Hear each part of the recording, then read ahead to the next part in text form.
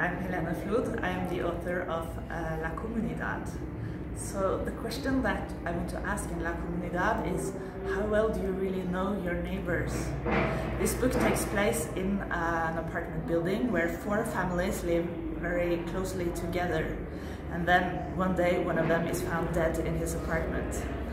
Now Rikke, she is the protagonist, and she had an affair with the man that is now dead, even though she is married.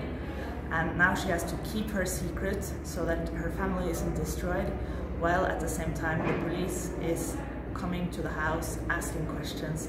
And more Rikke is questioning, what does she really know about her neighbors, and is she safe at home?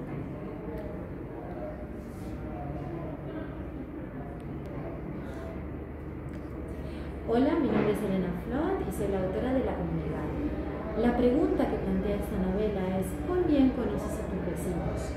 La novela tiene lugar en un apartamento de 4 plantas donde viven 4 familias, y un día se encuentra a uno de los vecinos muerto dentro de su departamento.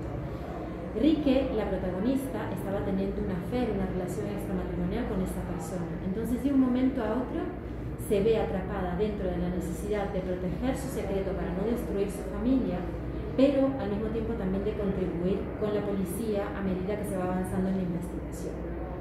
En pocas palabras, Rikke se encuentra frente a esta gran duda: ¿cuán bien conoce a sus vecinos?